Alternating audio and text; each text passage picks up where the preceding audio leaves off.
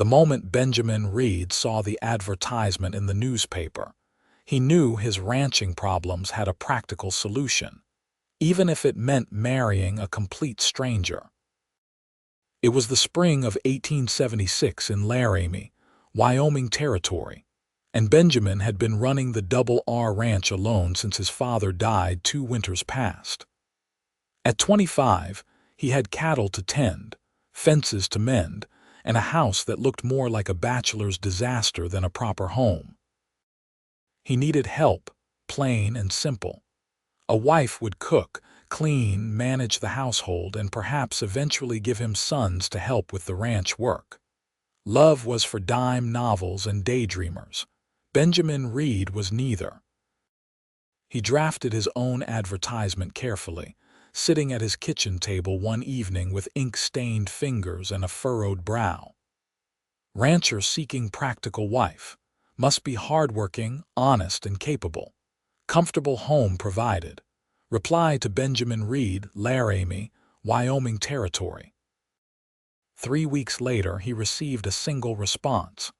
The handwriting was neat, confident, and the words were straightforward enough to suit him.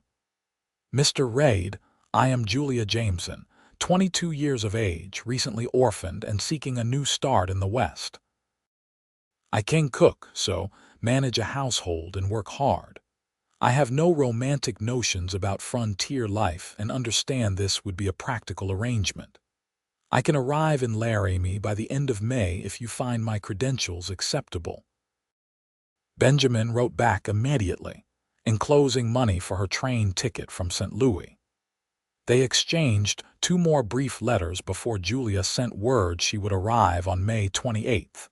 He told himself the nervous feeling in his stomach was simply the anxiety of making a sound business decision. Nothing more. The day Julia Jameson was scheduled to arrive, Benjamin woke before dawn and did something he had not done in months. He shaved carefully, trimmed his dark hair with kitchen shears while looking in a mirror, and put on his cleanest shirt. The one without holes, at least. He told himself it was simple courtesy, showing respect for the woman who would be making such a significant journey to meet him.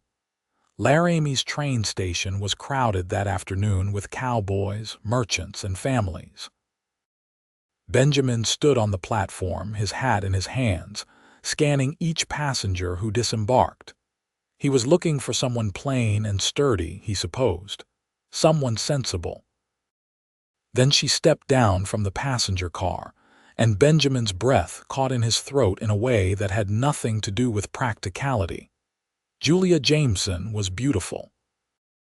Not in the painted, saloon girl way, but in a natural, striking manner that made his carefully constructed practical reasons suddenly feel inadequate. Her hair was the color of honey in sunlight, pinned up beneath a simple bonnet. Her eyes, when they met his across the platform, were the clear green of spring grass after rain. She wore a modest traveling dress of deep blue, and she carried herself with a quiet dignity that suggested both strength and grace. "Mr. Reed?" she asked, approaching him with a small carpetbag in one hand. "Miss Jameson." His voice came out rougher than intended. "Welcome to Laramie. I hope the journey was not too difficult. Long but not unbearable." Her smile was slight but genuine. "Thank you for sending the ticket money." They stood there awkwardly for a moment, 2 strangers who had agreed to marry based on a few exchanged letters and mutual need. Benjamin cleared his throat.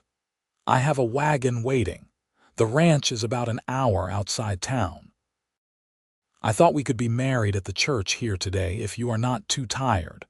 I have already spoken with Reverend Walsh." Something flickered across Julia's expression, too quick for him to identify. "Today, unless you would prefer to wait. You could stay at the boarding house tonight and we could marry tomorrow." Julia looked around the busy platform, then back at him. Her green eyes studied his face carefully, and Benjamin found himself hoping he measured up to whatever she was looking for. "Today is fine," she said finally. "I came here to be married, Mr. Reed. There is no benefit in delaying the inevitable. That word, inevitable, settled between them with a weight Benjamin had not anticipated. This was practical, he reminded himself. Smart. Necessary. Not inevitable in some grim sense, but simply the logical next step for both of them. The wedding took place 2 hours later in Laramie's small wooden church. Reverend Walsh performed the ceremony with 2 witnesses pulled in from the street, a kindly older woman named Mrs. Henderson, who owned the general store, and her husband. Julia had changed into a nicer dress from her bag, a simple cream-colored affair that made her look lovely despite the lack of wedding finery. When Benjamin slipped the plain gold band onto her finger, his hand trembled slightly. He told himself it was simply the magnitude of the commitment, not the way Julia's eyes looked at him with something that might have been hope, or perhaps just determination. "You may kiss your bride," Reverend Walsh announced. Benjamin leaned forward and placed the briefest, most chaste kiss imaginable on Julia's lips. It was over in a heartbeat, nothing more than a formality. But even that fleeting contact sent a shock through his system that he firmly ignored.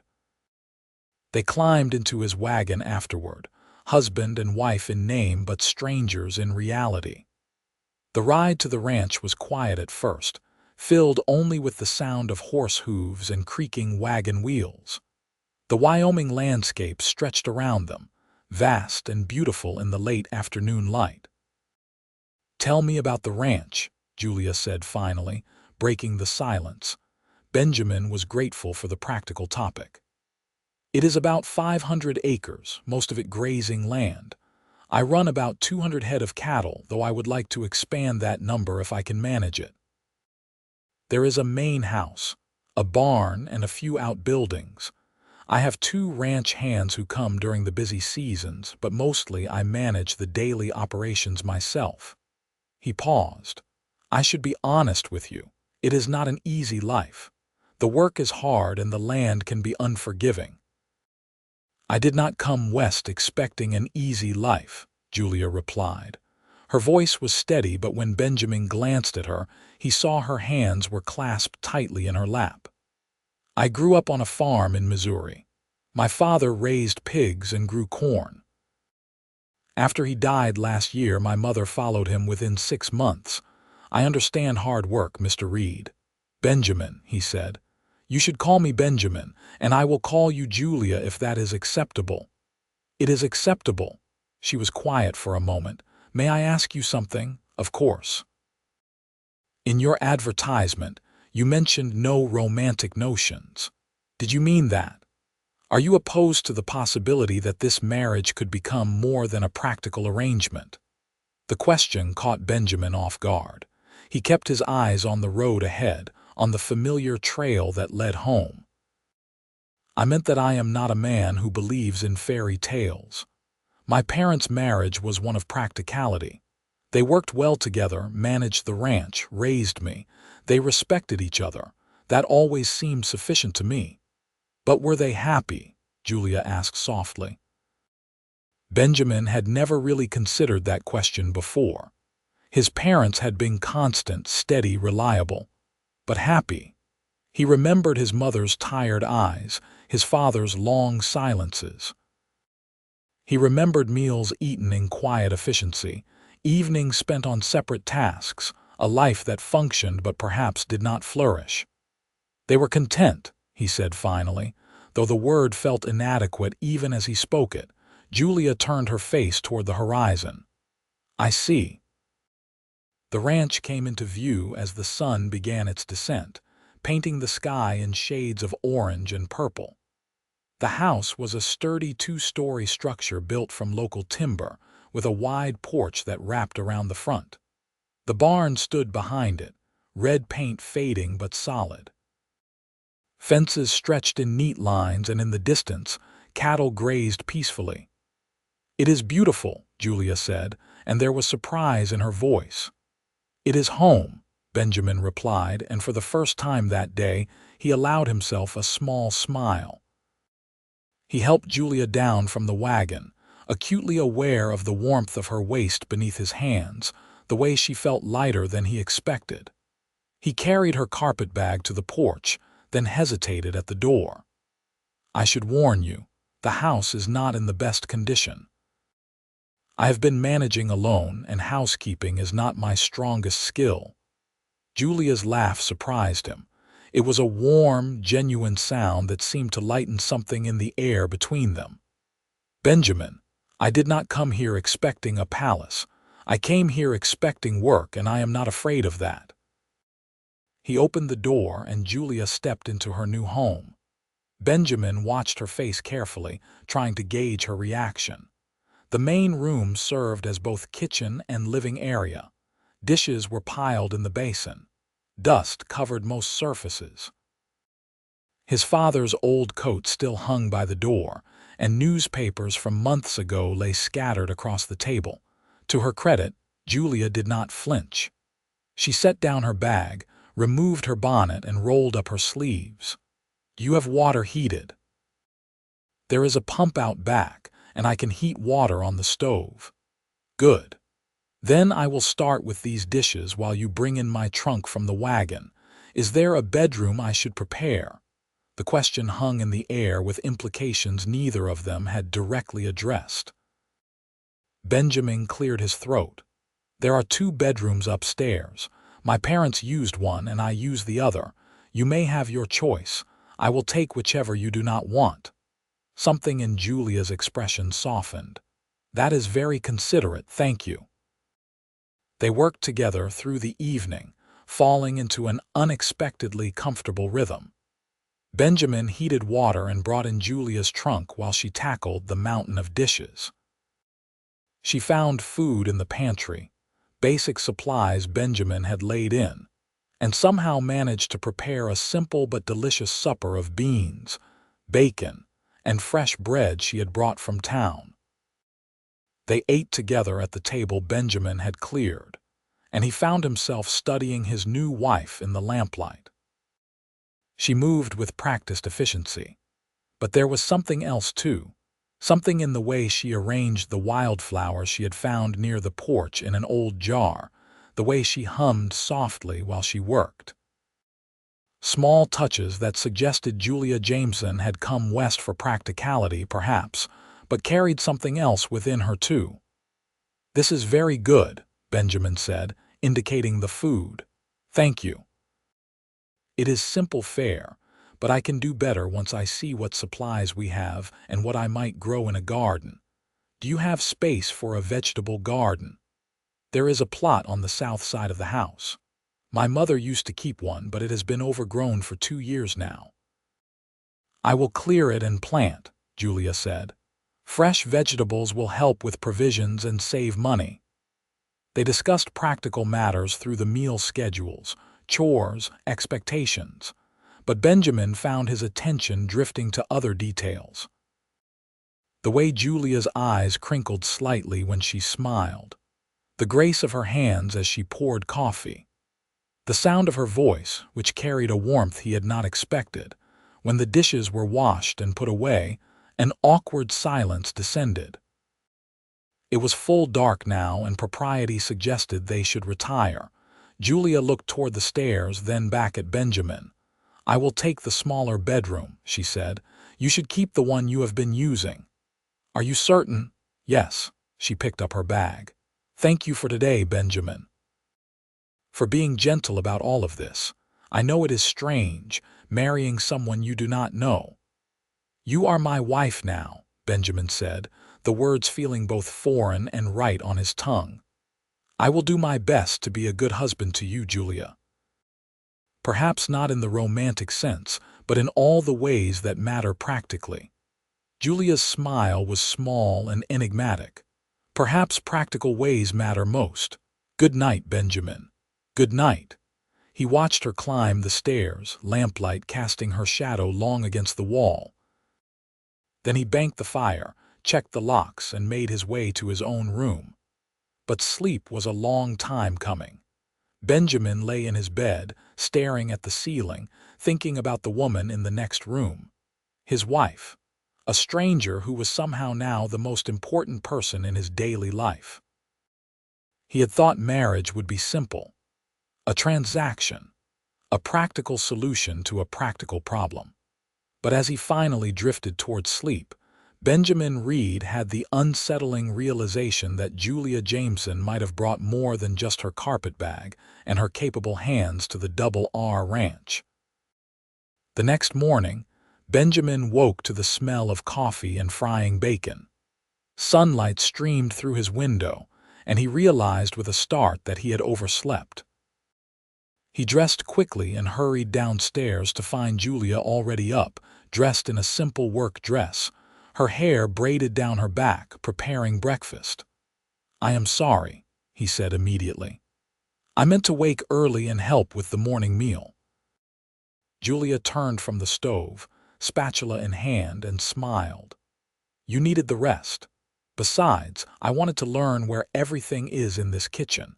I hope you do not mind that I rearranged a few things to make better sense." Benjamin looked around and noticed she had indeed reorganized. The dishes were now stacked logically near the basin. Cooking utensils hung from hooks she must have found somewhere. The table was set with care, and fresh coffee steamed in cups. "I do not mind at all. This is your kitchen now." They ate together, and Benjamin found himself watching Julia again. In the morning light, she looked fresh and rested despite what must have been a strange first night in a new place. She asked him questions about his routine, about when he fed the animals, when he rode out to check the cattle, what tasks needed doing most urgently. "I should ride out this morning to check the northern fence line," Benjamin said. "There was damage from a storm last week that needs repair. I will likely be gone most of the day. Then I will work on the house and start assessing what needs to be done with the garden," Julia replied. "Do you have tools I can use in the barn? Take whatever you need." Benjamin saddled his horse, a reliable bay gelding named Jasper, and rode out with his tools and supplies. But as he worked on the fence line under the warm June sun, his thoughts kept drifting back to the house, to Julia. He wondered what she was doing, if she was settling in well, if she regretted her decision to come west and marry a stranger. At the ranch, Julia was anything but regretful. She threw herself into work with determined energy. She swept the house from top to bottom, washed windows until they gleamed, scrubbed floors, and beat rugs.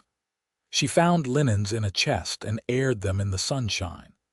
She went through the pantry, taking inventory of what supplies they had and making mental notes of what was needed. In the afternoon, she ventured to the overgrown garden plot. It was a tangled mess of weeds and neglect, but Julia could see the bones of what had once been a productive space. She found tools in the barn and began the hard work of clearing it, pulling weeds, turning soil. Her back ached and her hands grew dirty, but there was satisfaction in the labor. As she worked, Julia allowed herself to think about Benjamin Reed, her new husband. He was not what she had expected. When she had responded to his advertisement, she had imagined a rough, perhaps uncaring man who simply needed a housekeeper and cook. Someone older, perhaps, hardened by frontier life. Instead, Benjamin was young, handsome in a quiet way, with dark hair and eyes the color of rich earth. He was tall and strong from ranch work, but there was a gentleness in the way he moved, a consideration in the way he spoke to her. He had given her space, respected her privacy, made no demands beyond the simple request that she call him by his given name. But there was also a sadness in him, Julia thought, something locked away behind his practical nature. When he spoke of his parents, of their contentment, she had heard the hollowness of that word. She wondered what had made Benjamin Reed believe that marriage should be merely sufficient, rather than something more. Julia had her own reasons for seeking a marriage of practicality.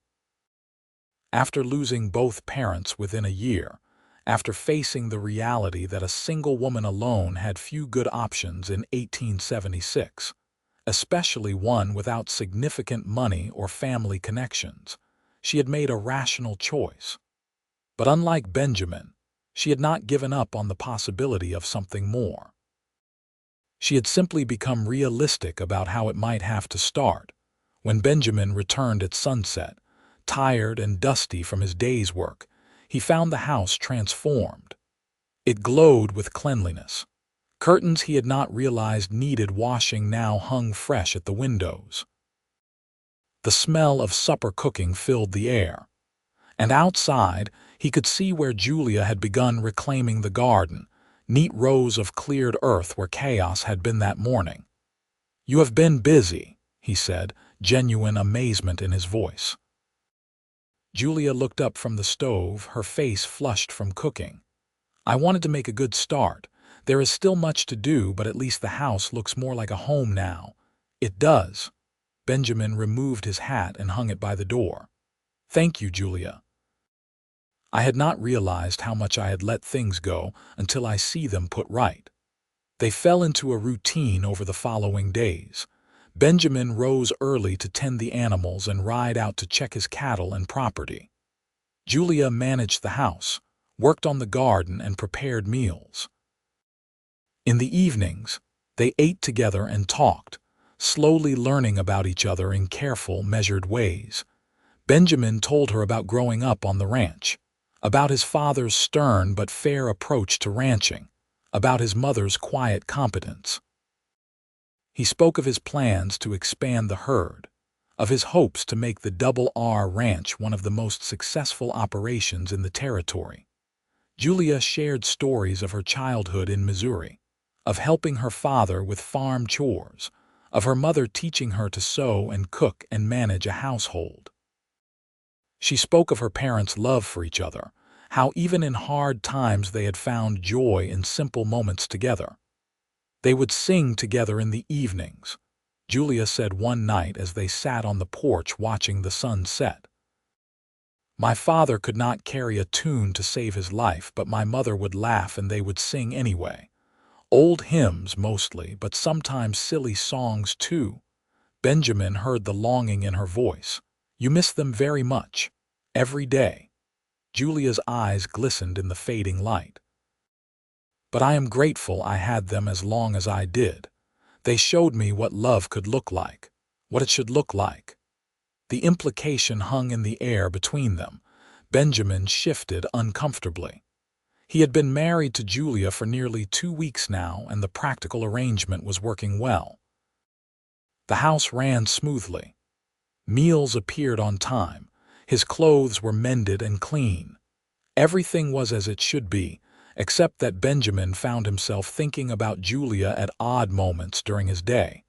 The sound of her humming while she worked.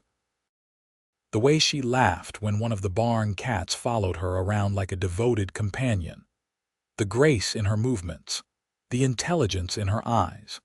He caught himself looking forward to evenings on the porch, to conversations over supper, to the simple presence of another person in his life. These were dangerous thoughts for a practical marriage, Benjamin told himself. He had no business developing feelings for his wife. That was not the arrangement. That was not what either of them had agreed to.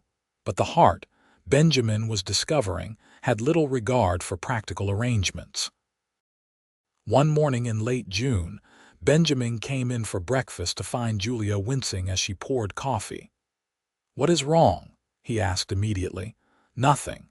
Just a small burn from the stove." She tried to hide her hand, but Benjamin caught her wrist gently and examined it. There was a red mark across her palm, already blistering. "You should not ignore this. Burns can become infected." He led her to the basin and pumped cool water over her hand. Julia stood close to him, close enough that he could smell the lavender soap she used, feel the warmth of her presence. His hands were gentle as he examined the injury, and when he looked up, he found Julia watching him with an expression he could not quite read. "Thank you," she said softly. "I will ride into town today for supplies. I will get something from the doctor for this burn. You do not need to go all the way to town for me. We need supplies anyway, Benjamin said, though they both knew it was not quite true. It is no trouble. He rode to Laramie that morning and returned with proper medical supplies, along with seeds for Julia's garden, fabric she had mentioned wanting for new curtains, and a book of poems he had seen in the general store window. He told himself the book was just a thoughtful gesture, nothing more. Julia's face lit up when she saw the items. She carefully tended to her burn with the salve he had purchased, planted the seeds the next day, and began work on the curtains. But it was the book of poems that she treasured most. That evening, she read aloud on the porch while Benjamin pretended to work on mending tack. In truth, he was listening to every word, captivated by the sound of her voice bringing poetry to life. July came hot and dry. Benjamin worked long hours with his cattle, building up the herd, repairing fences, preparing for the fall roundup. Julia's garden flourished under her care, providing fresh vegetables that made their meals more varied and delicious. They worked together on the ranch, side by side more and more often. One afternoon, a sudden thunderstorm rolled across the plains. Benjamin was working on the barn roof when the first drops fell, quickly becoming a deluge. He climbed down and ran for the house, arriving soaked to the skin. Julia met him at the door with towels and concern. "You are drenched. You will catch your death." She helped him out of his wet shirt, then froze, her hands on his shoulders, both of them suddenly aware of the intimacy of the moment. Benjamin's chest was bare, water dripping down his skin. Julia's hands were warm against him. Their eyes met and something electric passed between them. Julia stepped back quickly, flustered. "I will heat water for coffee." Benjamin pulled on a dry shirt with shaking hands. What was happening to him? This was supposed to be practical, simple. But there was nothing simple about the way his heart raced when Julia touched him. The way he wanted to pull her close and kiss her properly, not the chaste brush of lips they had exchanged at their wedding. The storm raged outside while they sat at the kitchen table, both of them carefully maintaining distance, both of them acutely aware of the other's presence. When the thunder crashed directly overhead, Julia jumped, and Benjamin reached across the table to take her hand without thinking. "It is just noise," he said gently. "I know, I have never liked storms much." But she did not pull her hand away. They sat there, hands joined across the table, listening to the rain pound against the roof, and Benjamin felt something shift fundamentally inside him. That night he could not sleep. He lay in his bed, staring at the ceiling, listening to the quiet sounds of the house. He thought about Julia in the next room, his wife. He thought about how she had transformed not just his house but his entire life in the space of a few weeks. He thought about her laugh, her kindness, her strength, her beauty. He thought about the practical marriage he had wanted and the decidedly impractical feelings that were growing stronger every day. Benjamin Reed had believed love was for dreamers and fools. He had believed that contentment and respect were sufficient for a good marriage. But Julia was teaching him something different.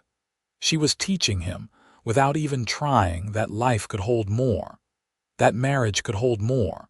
The question was whether he was brave enough to reach for it.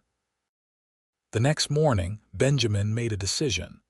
He came downstairs to find Julia already preparing breakfast and said, "I would like to teach you to ride properly if you are willing." Julia turned, surprised. "Ride? A horse? You mentioned you never learned growing up on the farm."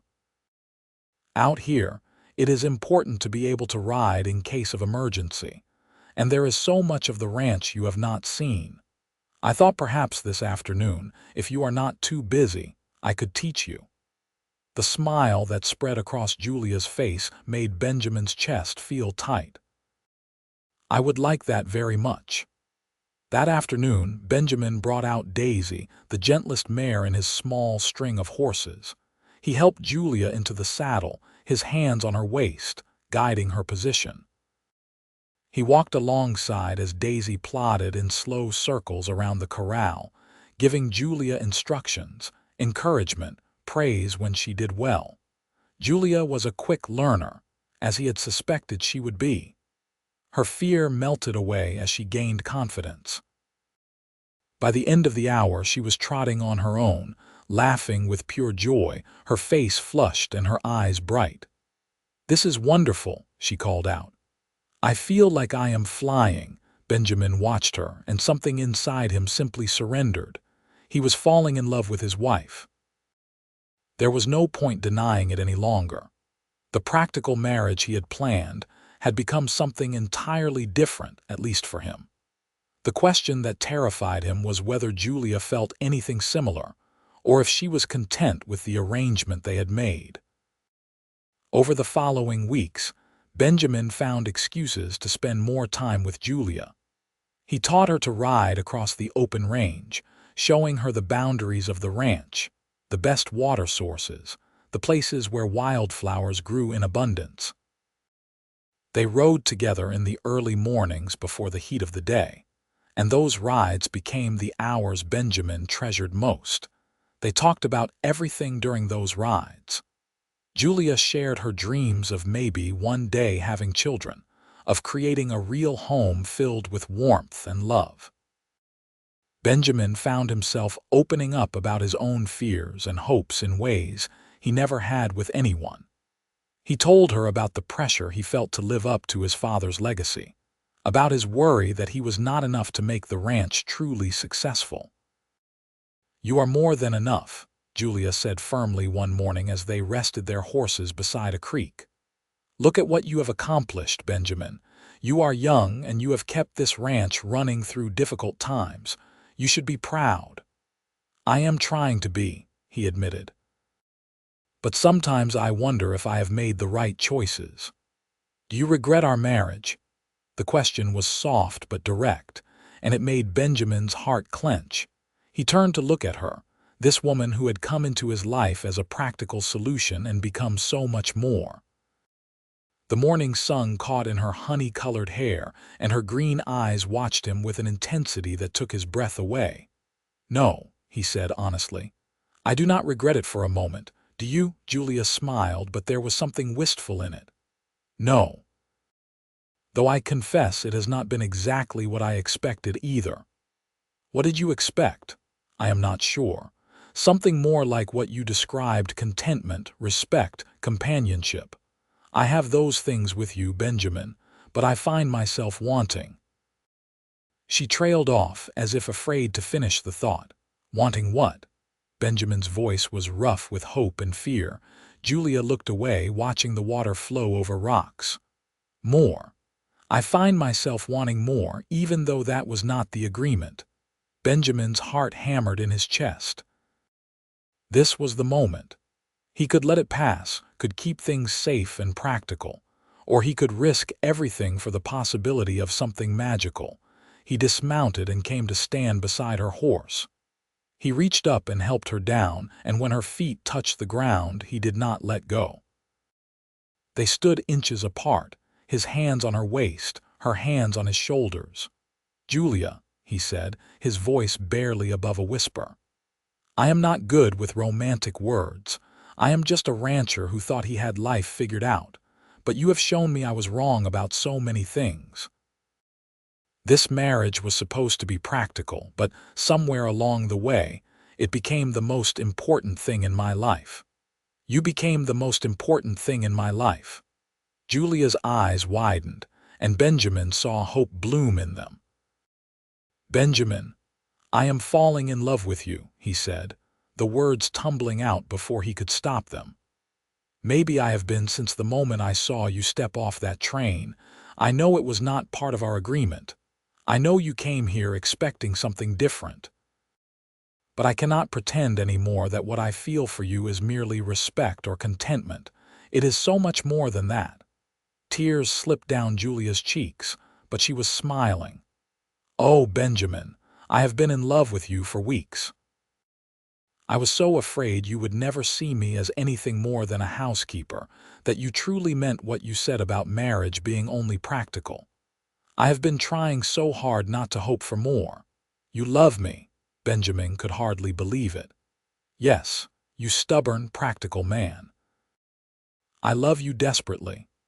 Benjamin cupped her face in his hands and kissed her. Not the chaste peck from their wedding day, but a real kiss, deep and full of all the feelings he had been suppressing. Julia melted against him, her arms wrapping around his neck, kissing him back with equal passion. When they finally broke apart, both breathing hard, Benjamin rested his forehead against hers. "I am so sorry I made you wait so long to hear those words," he said. "I was a fool trying to keep my heart out of this marriage." "You were afraid," Julia corrected gently. "I understand fear, Benjamin. But we do not have to be afraid anymore. We can build something real together, something magical." They stood by that creek for a long time, holding each other, talking, kissing, finally free to express what had been building between them. When they rode back to the ranch that afternoon, everything felt different. The air seemed clearer, the colors brighter. They were no longer two strangers bound by practicality. They were husband and wife in truth, bound by love. That evening, Benjamin asked Julia if she would move into his bedroom. She agreed with a blush and a smile, and that night they truly became husband and wife in every sense. Benjamin was gentle and patient, and Julia responded to him with a passion that matched his own. Afterward, lying in each other's arms, both of them marveled at how much had changed in such a short time. "I never imagined I could feel this way," Benjamin confessed, his fingers tracing patterns on Julia's bare shoulder. "I thought contentment was enough. But this, being with you like this, loving you, it is beyond anything I dreamed possible." Julia kissed his chest, right over his heart. "You taught yourself not to dream, Benjamin, but I am going to spend the rest of our lives teaching you to dream again, to believe in magic." "You already have," he said, pulling her closer. "You already have." The summer passed in a golden haze of happiness. Benjamin and Julia worked the ranch together, truly partners in every way. They rose early to watch the sun come up, rode out to check cattle together, worked side by side in the garden and the barn. They talked for hours about everything and nothing. They made love with increasing passion and comfort, learning each other's bodies and desires.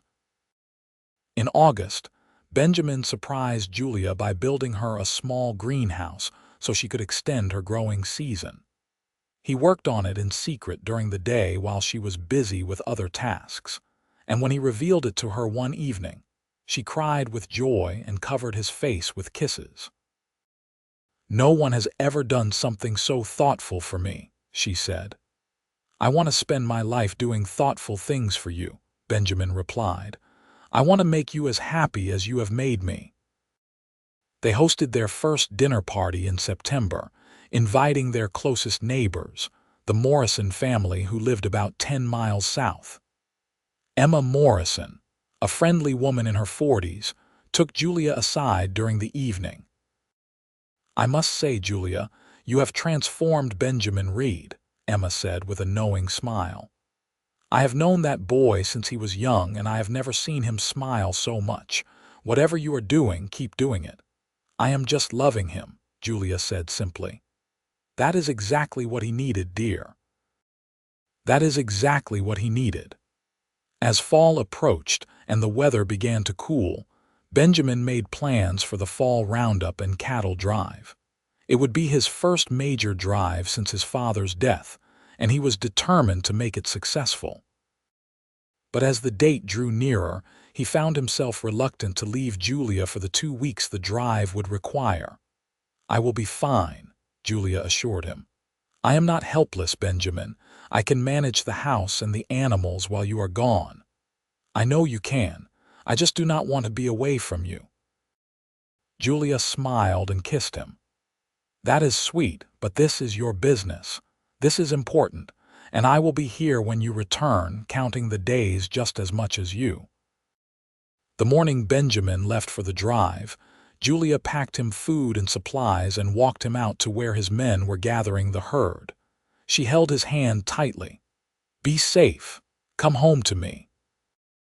"Always," Benjamin promised, kissing her deeply, not caring that his ranch hands were watching and grinning. "I love you, Julia Reed."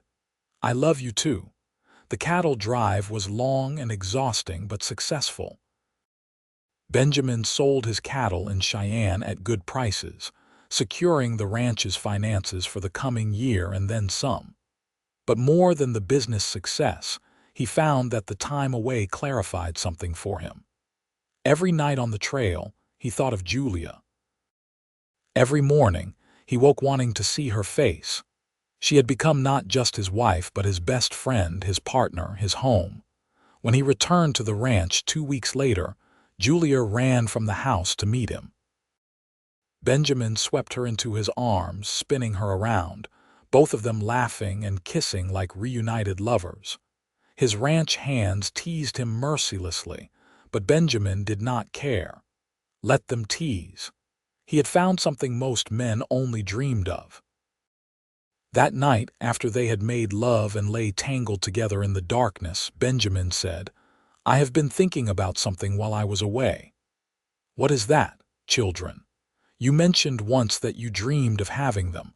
I want that too, Julia. I want us to have a family. I want to fill this house with the sound of children's laughter. I want to build a life with you that is about more than just running a ranch. I want to build a real home, full of love."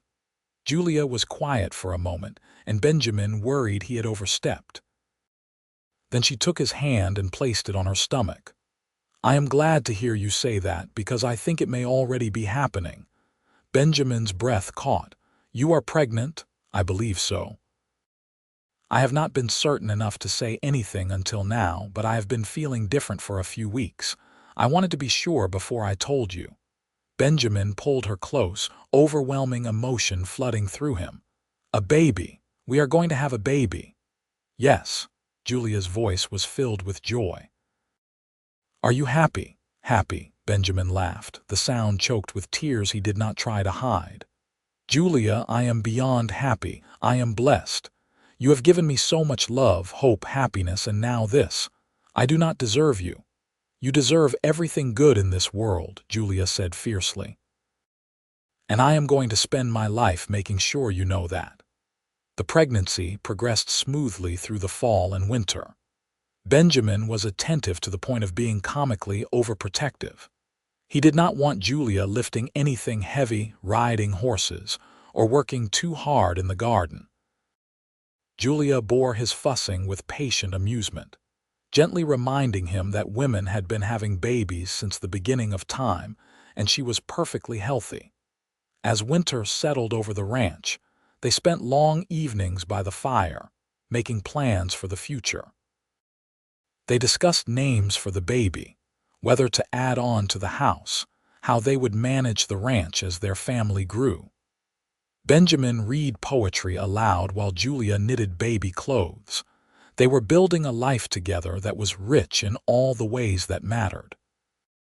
Christmas came, and they celebrated quietly, just the two of them. Benjamin gave Julia a delicate locket with a tiny portrait of them together that he had commissioned in Laramie. Julia gave Benjamin a leather-bound journal for recording the ranch's operations, and on the first page, a family tree she had drawn with their names and a branch extending down labeled Baby Reed, arriving spring 1877. "This is our legacy now," she said. "Not just the ranch, but the family we are creating, the love we are building." As the new year arrived, Julia's belly grew round with their child. Benjamin found himself overcome with love every time he looked at her. This woman who had answered his practical advertisement and turned his world upside down in the most wonderful way. This woman who was carrying his child, who had taught him that marriage could be so much more than mere contentment. In March, as the snow began to melt and the first signs of spring appeared, Julia went into labor. Emma Morrison came to help, along with the doctor from Laramie. Benjamin paced the downstairs, terrified and excited in equal measure. Hours passed, and he heard Julia's cries of pain from upstairs. He wanted to go to her, but Emma had firmly told him to stay put. Finally, as the sun was setting, he heard a new sound. A baby's cry, strong and healthy. Benjamin took the stairs 3 at a time. He burst into the bedroom to find Julia propped up against pillows, exhausted but radiant, holding a tiny bundle. "Come meet your son," she said softly. Benjamin approached slowly, reverently. Julia pulled back the blanket to reveal a tiny red face, eyes scrunched shut, little fists waving. "His son. His and Julia's son. He is perfect," Benjamin whispered, his voice thick with emotion. "You are both perfect. Would you like to hold him?" Benjamin carefully took the baby into his arms, terrified he might break something so small and precious. But the baby settled against his chest, making small, snuffling sounds. Benjamin looked down at his son and felt his heart expand in ways he had not known were possible. "Hello, little one," he said. "I am your father. I promise I will do everything I can to be worthy of you." Julia smiled through her exhaustion. "You are already worthy. You are the best man I know, Benjamin Reed." They named the baby Thomas Benjamin Reed after Julia's father and Benjamin himself. Little Thomas thrived, growing strong and healthy. The ranch house filled with the sounds Julia and Benjamin had dreamed of, a baby's cries and coos, laughter, the constant activity of new life. Benjamin discovered depths of love he had not known existed. He loved his son with fierce protectiveness. But watching Julia as a mother deepened his love for her even more. She was patient, nurturing, strong, and capable even through the exhaustion of new motherhood. She sang to Thomas the way her mother had sung, old hymns and lullabies that filled the house with music. Spring turned to summer, and the ranch prospered. Benjamin hired another ranch hand to help with the increased workload, giving him more time to spend with his family. He would come in from working to find Julia nursing Thomas on the porch, and he would sit beside them, filled with contentment that went far beyond anything he had imagined when he first placed that advertisement. On their first wedding anniversary at the end of May, Benjamin and Julia left Thomas with Emma Morrison for the evening and rode out to the creek where they had first confessed their love. They dismounted and sat together on the bank, watching the water flow. "1 year," Julia marveled. "1 year ago I was stepping off a train to marry a stranger. Now look at us. Do you ever regret it, taking such a chance on me?" Julia turned to him, her green eyes serious. "Never, not for a single moment. You have given me everything I ever wanted, Benjamin. A home, love, a family. You have shown me what it means to build a life with someone. You are the one who taught me what was possible," Benjamin countered. "I would still be alone, thinking contentment was enough, if you had not shown me there could be so much more. You brought magic into my life, Julia.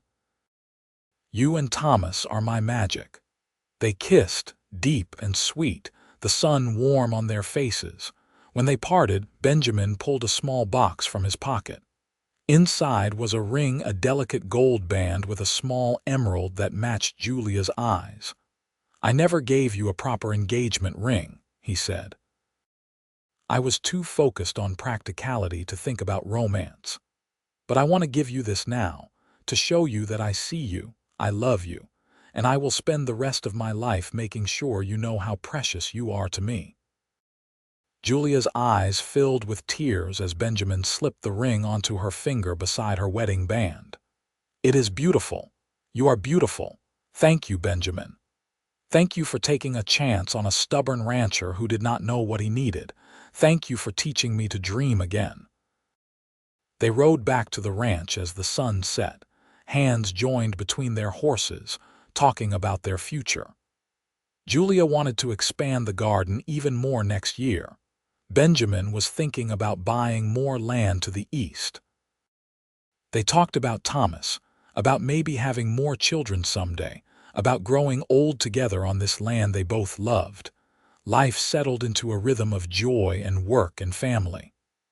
Thomas grew from a baby into a curious toddler, learning to walk, then run, getting into everything.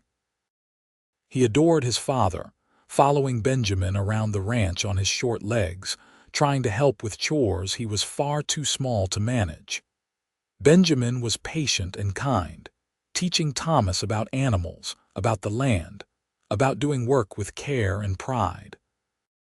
Julia became a fixture in the small Laramie community, known for her kindness and her beautiful garden. She shared vegetables with neighbors, helped new mothers, and slowly built a network of friends. She and Benjamin became known as one of the territory's success stories, a mail-order marriage that had turned into true love. In the fall of 1878, Julia gave birth to their second child, a daughter they named Caroline Rose. Thomas, now a year and a half old, was fascinated by his baby sister. Benjamin held his daughter and marveled again at how much his life had changed. The practical man who had once thought marriage should be merely sufficient now could not imagine life without the overflowing love of his family. Years passed in a blur of happiness and hard work. The ranch prospered under Benjamin and Julia's joint management. They added land, increased their herd, and built a reputation for quality cattle and fair dealing. Thomas and Caroline grew, joined eventually by two more children, a son named Daniel in 1881 and another daughter named Margaret in 1883. The house was filled with noise and life and love. Benjamin would come in from working to find Julia cooking supper while the children played around her feet, Thomas trying to help and the others getting in the way. He would stand in the doorway sometimes, just watching his family, overcome with gratitude for the path his life had taken. On evenings when the children were finally asleep, Benjamin and Julia would sit together on the porch, just as they had in the early days of their marriage. They would hold hands and talk about their day, make plans for the future, and sometimes just sit in comfortable silence, the kind that only comes from years of deep companionship.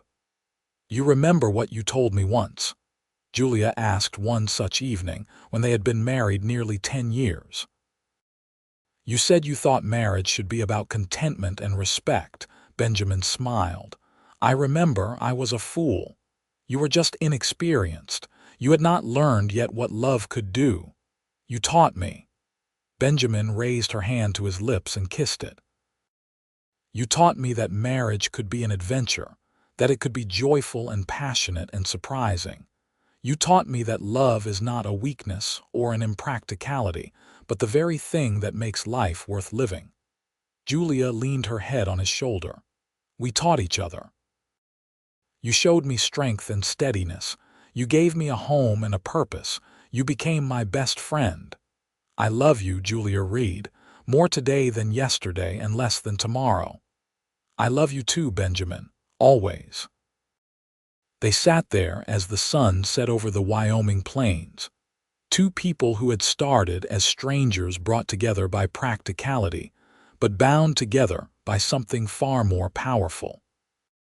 Benjamin thought about that young man who had placed an advertisement in the newspaper, looking for a practical solution to his problems. He wished he could go back and tell that man what was coming, that marriage would not be practical at all, but it would be magical. Julia had kept her promise from that first night when she told him she would teach him to dream again. She had shown him that life could hold wonder, that love could transform everything, that a house could become a home in ways he never imagined. The Double R Ranch continued to thrive over the years. Thomas grew into a strong young man who loved the land as much as his father did.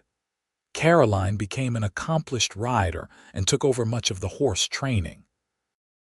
Daniel showed an interest in the business side of ranching, keeping meticulous records and finding ways to improve their operations. Margaret, the youngest, was the artist of the family, always drawing the landscape or the animals, capturing the beauty of their life on paper. Benjamin and Julia watched their children grow with pride and love. They navigated the challenges of raising a family, supporting each other through illnesses, disagreements, and the normal trials of life. But through it all, their love remained the foundation everything else was built upon. When Benjamin turned 50 in 1901, the family threw a celebration. The ranch was now one of the most successful in the territory, Wyoming having achieved statehood in 1890. All 4 children were grown, though Thomas still worked the ranch with his father. Caroline had married a neighboring rancher's son and lived nearby with her own growing family. Daniel was managing the business operations, and Margaret was teaching at the school in Laramie while continuing her artwork. At the celebration, surrounded by family and friends, Benjamin stood to make a speech. He looked at Julia, her honey-colored hair now streaked with silver, her green eyes still as bright and intelligent as the day she stepped off the train.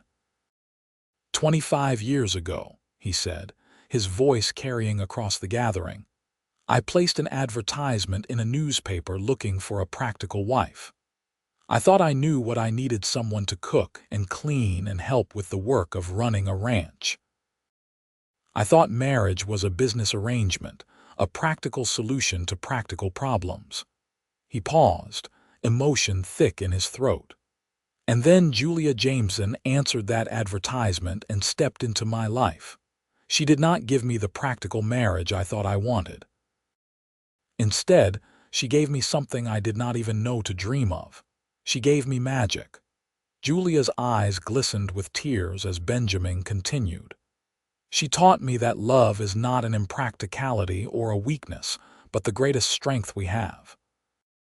She showed me that marriage is not about mere contentment, but about joy and passion and partnership. She took a lonely rancher who had given up on dreams and taught him to believe in wonder again. He raised his glass. To Julia, the love of my life, my partner, my best friend. You have given me 25 years of happiness beyond measure.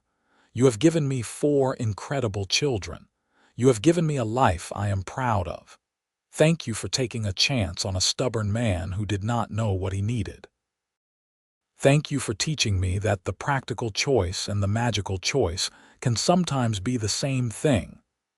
The gathering erupted in applause and cheers. Julia came to Benjamin's side, and he pulled her close, kissing her as he had 1,000 times before, but still with all the passion and love of that first real kiss by the creek all those years ago. As the celebration continued around them, Julia whispered in his ear, "You gave me magic too, you know. You gave me a home, a purpose, a family, and a love I will treasure until my last breath." "Then we are both lucky," Benjamin replied. "No," Julia corrected with a smile. "We are both blessed." The years continued to pass, bringing with them the normal joys and sorrows of life. Benjamin and Julia became grandparents, then great-grandparents. The Double R Ranch remained in the family, passed down to Thomas and his children, a legacy of hard work and love. Benjamin and Julia grew old together, their hair turning white, their bodies slowing with age. But their love never diminished. They still sat on the porch in the evenings, holding hands, talking about their day, marveling at the life they had built together. They still kissed good morning and good night. They still found joy in the simple fact of each other's presence. On a warm spring evening in 1919, Julia and Benjamin sat together on their porch one last time. They were both in their 80s now, their bodies worn from long lives of hard work, but their spirits still strong. "You remember the day we met?" Julia asked, her voice soft with age. "Every detail," Benjamin replied. "You were the most beautiful thing I had ever seen stepping off that train. I was terrified." "So was I," Julia laughed, the sound still as warm as it had been when she was young. "I thought you were going to be old and gruff. Instead, you were young and handsome and so very serious about your practical marriage. Thank goodness you did not give up on me when you realized how foolish I was being." "You were not foolish. You were just protecting your heart. I understood that." They sat in comfortable silence, watching the sun paint the sky in shades of orange and purple. 4 generations of their family now lived on or near the ranch. The love they had built had multiplied, spreading out like the branches of a great tree. "Thank you," Benjamin said suddenly. "For what?" "For answering that advertisement, for taking a chance, for teaching me about magic, for giving me the most wonderful life I could have imagined, for loving me." Julia squeezed his hand, her grip still surprisingly strong. "Thank you for building this life with me. For being the man I fell in love with. For growing with me, dreaming with me, for making every day an adventure. I would do it all again in a heartbeat." "So would I, my love. So would I." They watched the sunset together. 2 people who had started as strangers brought together by practicality, but who had found something far more precious. They had found that great, enduring love that transforms everything it touches. They had found that marriage, entered into for the most practical of reasons, could become the most magical thing in the world when tended with care, honesty, and open hearts. Benjamin Reed had thought marriage would be practical, a simple business arrangement to solve his problems. But Julia Jameson had taught him it could be magical, transformative, the very foundation of a life worth living.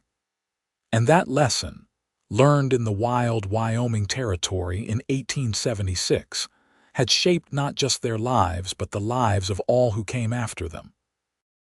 Their love story became a family legend, told and retold to children and grandchildren as an example of what marriage could be when 2 people committed not just to the arrangement but to each other. It was a story of taking chances, of opening closed hearts, of believing in possibilities beyond the practical.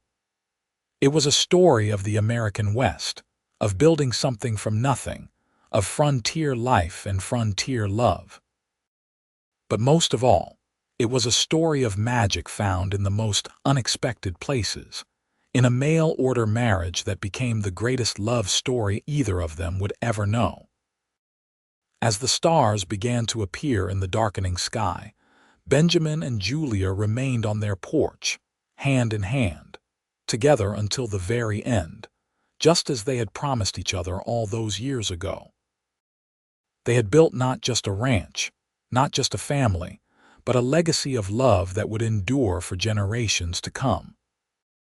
And if anyone had asked Benjamin Reed, in those final peaceful years of his life, if he regretted placing that practical advertisement so long ago, he would have smiled and shook his head. Because that practical decision had brought him Julia, and Julia had brought him everything that mattered. She had brought him home to a place he had not even known he was searching for, a place not of land and buildings, but of heart and soul and love without end. The practical cowboy had learned the greatest lesson of all.